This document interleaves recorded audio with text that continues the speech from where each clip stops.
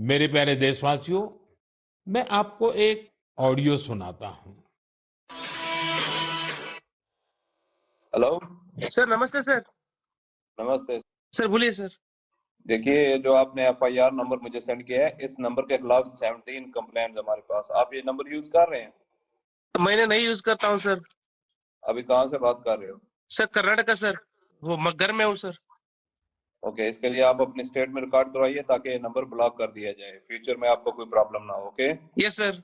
अभी मैं आपको कनेक्ट कर रहा हूँ, ये आपका इन्वेस्टिगेशन ऑफिसर है। आप अपनी स्टेट में रिकॉर्ड करवाइए ताकि ये नंबर ब्लॉक कर दिया जाए। Okay, yes sir, yes sir, yes sir. अब बताइएगा मैं किसके साथ बात कर रहा हूँ। अपना आधार कार्ड मुझे शो कीजिएगा वेरीफाई करने के लिए, बताइएगा। सर मेरे पास अभी नहीं है sir Aadhaar card sir, please sir.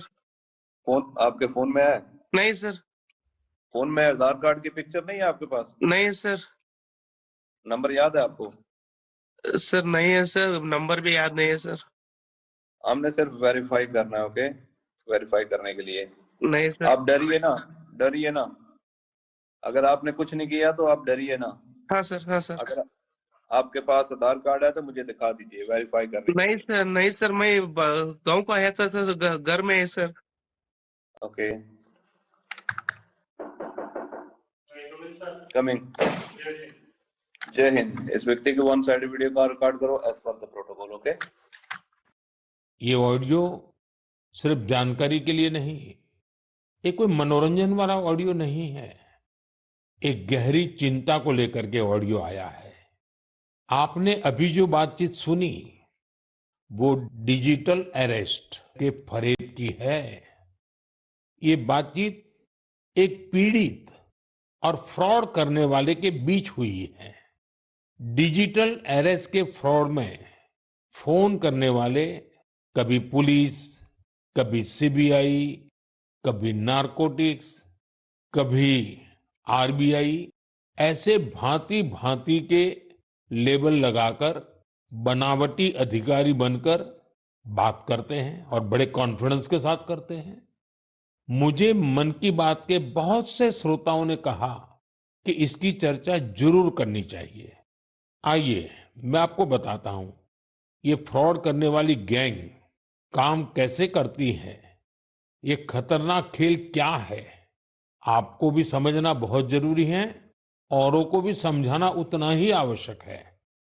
पहला दाव, आपकी व्यक्तिगत जानकारी, वो सब जुटा करके रखते हैं। आप पिछले महीने गोवा गए थे, है ना? आपकी बेटी दिल्ली में पढ़ती है ना? वे आपके बारे में इतनी जानकारी जुटा कर रखते हैं कि आप दंग रह जाएंगे। दूसरा दाव, भय का माहौल पैदा करो। वर्दी, सरकारी दफ्तर का सेटअप, कानूनी धाराएं, वो आपको इतना डरा देंगे, फोन पर बातों बातों में आप सोच भी नहीं पाएंगे। और फिर उनका तीसरा दाव शुरू होता है। तीसरा दाव, समय का दबाव। अभी फैसला करना होगा, वरना आपको गिरफ्तार करना पड़ेगा। ये लोग पीड़ित पर इतना मनोवैज्ञानिक दबाव बना देते हैं कि वो सहम जाता है। डिजिटल अरेस्ट के शिकार होने वालों में हर वर्ग, हर उम्र के लोग हैं। लोगों ने डर की वजह से अपनी मेहनत से कमाए हुए लाखों रुपए गंवा दिए हैं। कभी भी आपको इस तरह का कोई कॉल आए तो आपको डरना नहीं है। आपको पता होना चाहिए, कोई भी जांच एजेंसी फोन कॉल या वीडियो कॉल पर इस तरह पूछताछ कभी भी नहीं करती। मैं आपको डिजिटल सुरक्षा के 3 चरण बताता हूं। ये 3 चरण है: रुको, सोचो, एक्शन लो। कॉल आते ही रुको, घबराए नहीं, शांत रहे, जल्दबाजी में कोई कदम न उठाएं, किसी को अपनी व्यक्तिगत जानकारी न दें। संभव हो तो स्क्रीनशॉट लें और रिकॉर्डिंग जरूर करें। इसके बाद आता है दूसरा चरण। पहला चरण था रुको, दूसरा चरण है सोचो। कोई भी सरकारी एजेंसी फोन पर ऐसे धमकी नहीं देती। न ही वीडियो कॉल पर पूछताछ करती है, न ही ऐसे पैसा की मांग करती है। अगर डर लगे तो समझिए कुछ गड़बड़ है। और पहला चरण, दूसरा चरण और अब मैं कहता हूं तीसरा चरण।